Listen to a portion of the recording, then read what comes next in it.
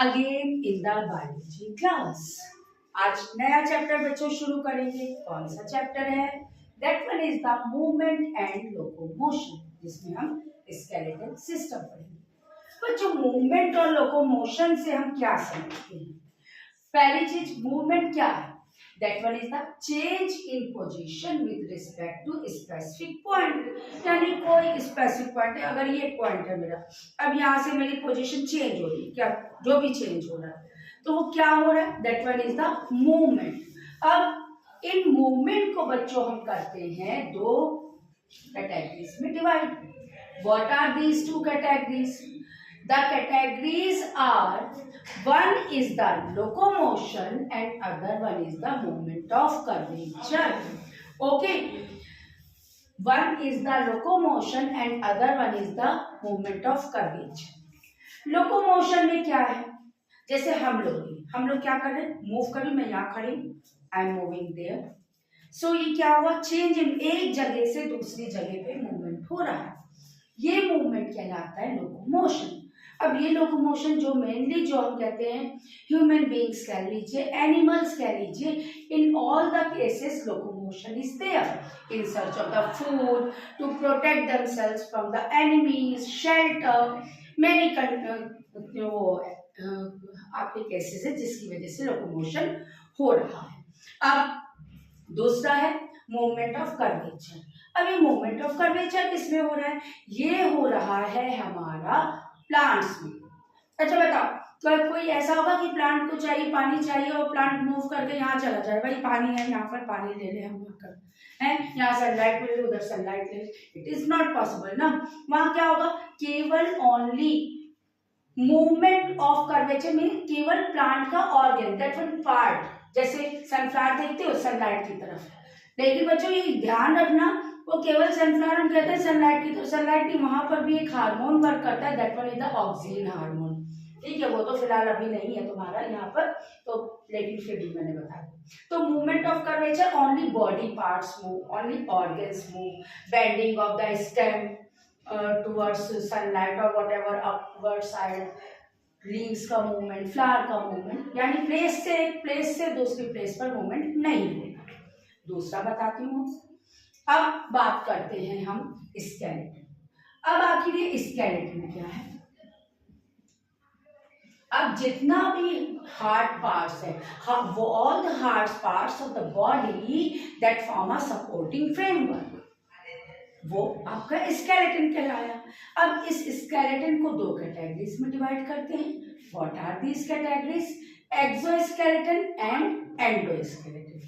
Exoskeleton, exo से समझ लो ना बाहर की तरफ, जैसे आपने देखा ना स्नेल देखा है, स्नेल में क्या करेंगे हम, उसमें बाहर हार्ड आउटर कवरिंग देखिए, जैसे शंख की तरह, जिसको हम हिंदी में घोंगा भी बोलते हैं, तो उसमें क्या है, या फिशेस की स्केल्स हैं, हेयर्स हैं, नेल्स हैं, क्लॉज ऑफ द बर्ड्स।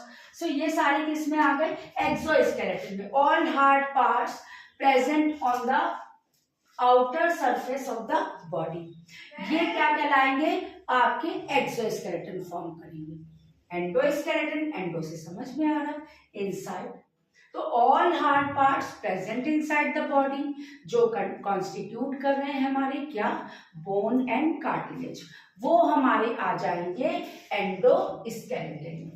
ठीक है बच्चों, तो अब ये चीजें तो तुम लोगों को पता चल गई कुछ। अब मैं आगे बात करूंगी कि आखिर ये जो हमारी बॉडी में, जैसे ह्यूमन बीइंग है, हम लोगों में कैसा है? एंडोस्केलेटन है। अब इस स्केलेटन का फंक्शन क्या है? Main function of the skeleton, main function क्या है बेटा? ये एक हमारी बॉडी को फ्रेमवर्क प्रोवाइड करता है, एक शेप प्रोवाइड करता है, शेप और फ्रेमवर्क प्रोवाइड करता है। अब ये शेप जो प्रोवाइड कर रहा है, फ्रेमवर्क प्रोवाइड कर रहा है, सपोर्ट प्रोवाइड कर रहा है। अगर मैं आपके सामने अभी खड़ी हूं तो खड़ी कैसे हूं? अगर मेरी बॉडी के अंदर स्केलेटन नहीं होता तो क्या मैं खड़ी हो पाती? If I am able to stand? No, because endoskeleton form a supporting framework in our body. It provides a framework, provides shape to our body. It helps in the movement. Movement में भी help कर रहा है हमारा, okay, then after अब store house की बात करते हैं, जैसे रिजर्वॉयर। रिजर्वॉयर मेनली किसका है? कैल्शियम का।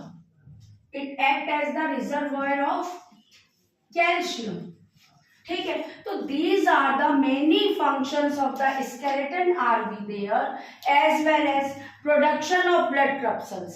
वो भी प्रोडक्शन ऑफ ब्लड क्रप्सल्स जो है it take place in the bone marrow.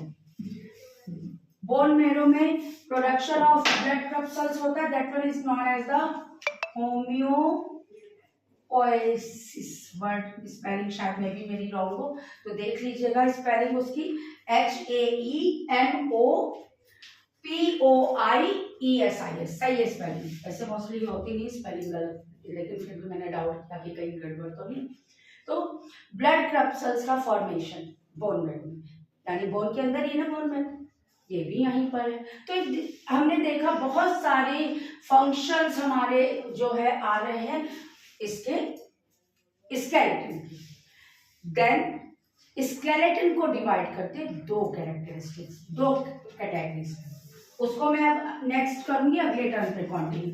आज बता देती हूँ मैं, ह्यूमन स्केलेटन को दो कैटेगरीज में डिवाइड कर देंगे, that one is the axial skeleton and appendicular skeleton. Okay, तो इसको आगे मैं नेक्स्ट टर्म पे बताऊंगी आपको कि एक्सियल स्केलेटन में अपर बॉडी पार्ट्स की बात कर रहे हैं, एपेंडिकुलर में हम fore limb, head limb, lower body parts की बात करेंगे। So that we will study in the next term.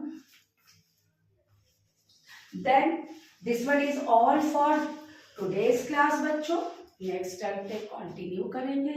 Thank you.